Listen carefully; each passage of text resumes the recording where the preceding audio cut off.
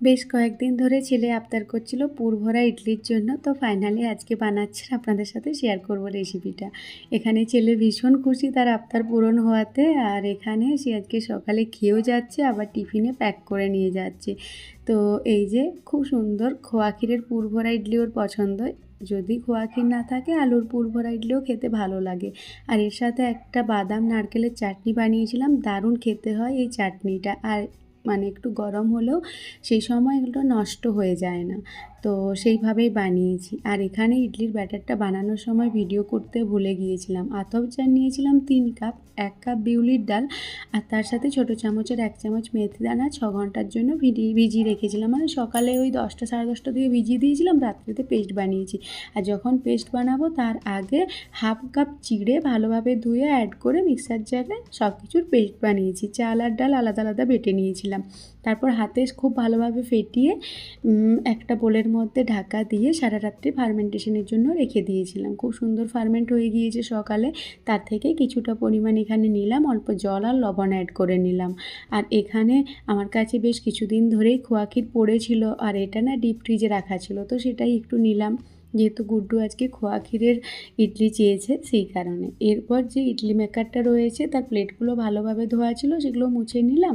আর এখানে যে কড়াইটা রয়েছে তাতে 2 কাপ জল দিয়ে দিলাম।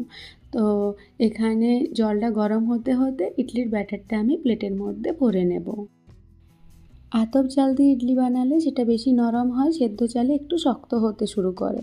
আর এরপর প্লেটে ভালোভাবে তেল নিয়ে তেলটাকে ব্রাশ করে নিচ্ছি, এতে ইডলিটা হয়ে যাওয়ার পর খুব সুন্দরভাবে উঠে আসবে।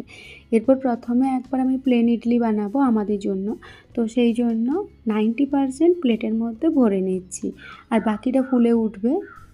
প্লেটের মধ্যে ভরে নিয়ে একটু ঝাঁকিয়ে নিলাম। এরপর যে দ্বিতীয় প্লেটটা আছে তাতেও ভালোভাবে তেল ব্রাশ করে নিচ্ছি। তেল অবশ্যই ব্রাশ করতে হবে, নইলে পরে ইডলিগুলোকে তুলতে ভীষণ অসুবিধে হয়। এরপর খুব ভালোভাবে তেল ব্রাশ করে নিয়ে প্রথমে অল্প অল্প করে ইডলির ব্যাটার নেব, কারণ যেহেতু এখানে স্টাফ ইডলি বানাচ্ছি। তারপর সেটাকে শেক করে স্প্রেড করে নিচ্ছি। এরপর এর ওপরে দিয়ে দিচ্ছি খোয়া ক্ষীর, অথবা আলুর পুর দিতে চাইলে দিতে পারেন। আলুর পুরটা একটু ঠান্ডা করে তারপর দিতে হবে। তারপর এখানে আরও ইডলির ব্যাটার দিয়ে ভালোভাবে মানে কভার করে নিচ্ছি। এমনভাবে কভার করতে হবে যাতে দুটো সাইড থেকে ইডলির ব্যাটারটা একটা লেয়ার তৈরি হয় সেইভাবে। তারপর এখানে গ্যাসের আঁচ মিডিয়ামে রেখে 12 মিনিটের জন্য ইডলি স্ট্যান্ডগুলোকে মানে ইডলি মেকারে ঢাকা দিয়ে স্টিম করে নেব, তাহলে ইডলি তৈরি হয়ে যাবে।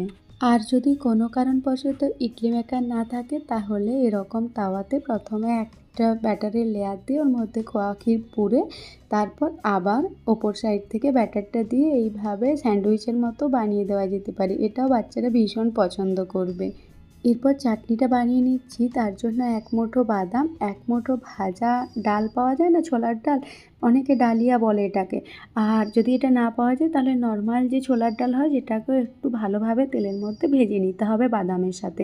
তারপর দিয়ে দিলাম হাফ কাপের মতো বা হাফ বাটির মতো কুচনো নারকেল, আর একটু আদা, একটু কাঁচা লঙ্কা আর একটু তেঁতুল। ভালোভাবে একটু নাড়াচাড়া করে নিলাম, তাহলে মানে খুব সুন্দর তৈরি হয়ে গেল বাদাম। আর যদি কাঁচা ডাল দেন তাহলেই কিন্তু ভাজতে হবে, নইলে বেশি সময় ভাজার দরকার নেই, বাদামটা ভেজে নিলেই হবে। বাকি একটু গরম করে নিয়ে তারপর একটু জল দিয়ে ওটার পেস্ট বানিয়ে নিয়েছি। আর এদিকে তড়কার মধ্যে একটু সর্ষে, একটু হিং আর কারি পাতা তেলের মধ্যে দিয়ে গ্যাসের আঁচ বন্ধ করে তার মধ্যে ওই বাদাম আর নারকেলের পেস্টটা দিয়ে ভালোভাবে নাড়াচাড়া করে নিচ্ছি। স্বাদ বুঝে লবণটা দিয়ে দিতে হবে। আর এই বাদামের চাটনিটা একটু পাতলা করলে বেশি ভালো লাগে, মানে আর একটু বেশি পাতলা করলে ভালো লাগে, যেহেতু ছেলেকে দেবো স্কুলের টিফিনে। আর মানে জল জল হলে তাড়াতাড়ি নষ্ট হতে খোঁজে, সেই কারণে ছেলেকে ওটা আমি মানে একটু থিক দেবো, তারপর জল মিশিয়ে নেবো যখন আমরা খাবো। আর এখানে দেখুন ইডলি কখনোই গরম অবস্থায় তুলতে যেতে নেই, তাহলে মানে ইডলি উঠতেই চায় না, পুরো ভেঙে যায়। আর এই ইডলি স্ট্যান্ডের মধ্যে ইডলি কিন্তু হয়ে যাওয়ার পর রাখা চলবে না, তাহলে শুকিয়ে যায়। সেই কারণে ইডলি মেকার থেকে ঝটপট তুলে এগুলোকে বাইরে রেখে দিতে হয়, ঠান্ডা হয়ে যাওয়ার পর অটোমেটিক উঠে আসে। আর দেখুন ভেতরটা কত সুন্দর হয়েছে। একবার অবশ্যই বাড়িতে বানিয়ে দেখবেন, আশা রাখছি আপনাদেরও ভীষণ ভালো লাগবে, বা বাচ্চাদের জন্য একবার বানিয়ে দেখবেন। বাচ্চারা তো সত্যি বলতে ভীষণ পছন্দ করবে, আমি গ্যারান্টি দিচ্ছি। আজকের ভিডিও ভালো লাগলে এই রকম আরও ভিডিও পেতে চ্যানেলটি সাবস্ক্রাইব করে রাখতে পারেন। চলুন আজকের মতো আসি, টাটা।